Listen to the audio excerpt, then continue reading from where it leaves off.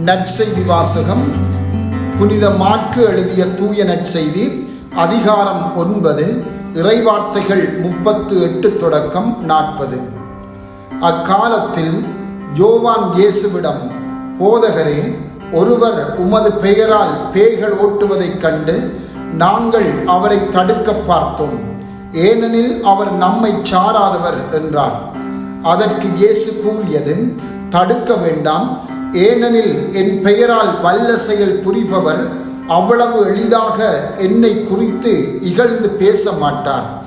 ஏனெனில் நமக்கு எதிராக இராதவர் நம் சார்பாக இருக்கிறார். கிறிஸ்து வழங்கும் நற்செய்தி. கிறிஸ்துவே உமக்கு புகழ். சிந்தனை. இயேசுவின் பெயரால் பேய்களை ஓட்டிய ஒருவரை யோவானும் ஏனைய சீடர்களும் தடுக்க முயற்சித்ததை இன்று நாங்கள் வாசிக்க கேட்கின்றோம். ஏன் இந்த சீடர்கள் அவரை தடுக்க முயற்சித்தார்கள்? அதற்கு ஒரு காரணம், சீடர்கள் இயேசுவே மெசியா என்பதை கண்டுணர்ந்தார்கள், நம்பினார்கள். இயேசுவின் புதுமைகளுக்கும் அவருடைய போதனைகளை கேட்டு மனம் மாறிய மக்களுக்கும் இந்த சீடர்கள் சாட்சிகளாக நிற்கின்றார்கள்.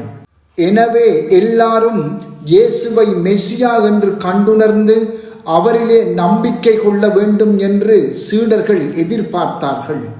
எனவே முன்பின் தெரியாத ஒருவர், இயேசுவில் நம்பிக்கை கொள்ளாத ஒருவர், தங்களை சேராத ஒருவர் இயேசுவின் பெயரால் பேய்களை ஓட்டுவதை அவர்கள் விரும்பவில்லை. இரண்டாவதாக, இன்று வாசிக்கப்பட்ட பகுதிக்கு முன்னுள்ள பகுதியிலே தீய ஆவி பிடித்திருந்த தன் மகனை குணமாக்க சீடர்களிடம் கொண்டு வந்த போது அவர்களால் அந்த பேயை ஓட்ட முடியாமல் போய்விட்டது. எனவே சீடர்கள் தமது இயலாமையை இட்டு வெட்கப்பட்டிருப்பார்கள், அவமானம் அடைந்திருப்பார்கள். இந்நிலையில் தங்களைச் சேராத ஒருவர் இயேசுவின் பெயரால் பேய்களை ஓட்டுவதைக் கண்டு சில வேளைகளில் பொறாமையினாலும் கூட அவரை தடுக்க முயற்சித்திருக்கலாம். தீய ஆவி திரு அவையின் உறுப்பினர்களிடையே கொண்டு வருகின்ற பொதுவான ஒரு சோதனை உட்பிரிவினையாகும்.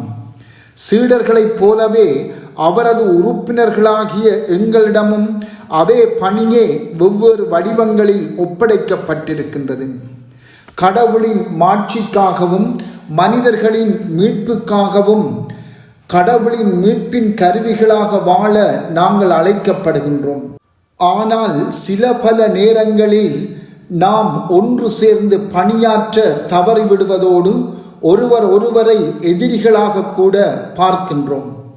இன்று திரு அவைக்குள்ளே எத்தனையோ உட்பிரிவினைகள் நிறைந்து காணப்படுகின்றன.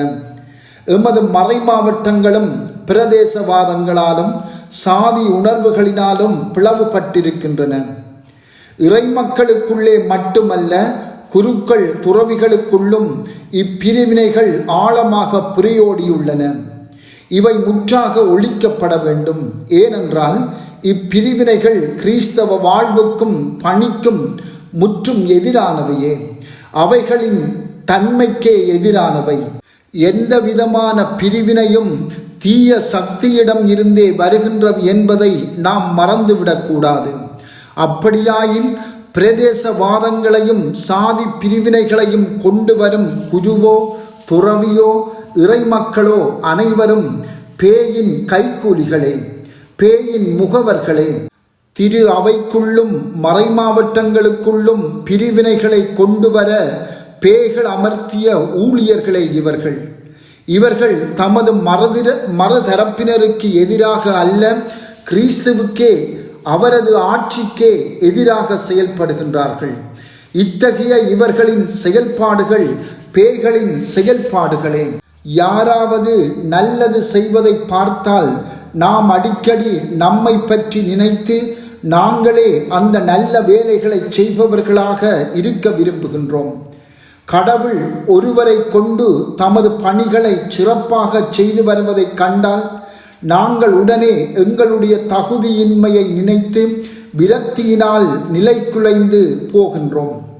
உண்மையிலே நாங்கள் செய்திருக்க வேண்டியது என்ன? கடவுள் அவர் வழியாக செய்த நல்ல செயல்களுக்காக அவருக்கு நன்றி சொல்லியிருக்க வேண்டும். ஒவ்வொரு கிறிஸ்தவனும் நாங்கள் ஒவ்வொருவரும் ஒரே கிறிஸ்தவ ஆன்மீக அணியிலேயே இருக்கின்றோம் என்பதை இன்று உணர்ந்து கொள்வோம். நாங்கள் எல்லாரும் மனிதரின் மீட்புக்காகவும் கடவுளின் மாட்சிக்காகவும் உழைக்கவே அழைக்கப்பட்டுள்ளோம் என்பதை உணர்ந்து கொண்டு பிரிவினையை கொண்டு வருகின்ற பிரதேசவாத சாதிய உரையாடல்களை எங்களிடம் இருந்து முழுமையாக நிறுத்தி ஒருவருக்கு உறுதுணையாக இருந்து நாம் வாழும் இடங்களில் கடவுளின் ஆட்சி மலர உழைப்போமாக. செபம். மூவொரு கடவுளாகிய ஆண்டவரே, நீங்கள் மூவரும் ஒன்றித்திருப்பது போல நாங்களும் எங்களுக்குள்ளேயும் உம்மோடும் ஒன்றித்திருக்க அருள்தாரும். ஆமென்.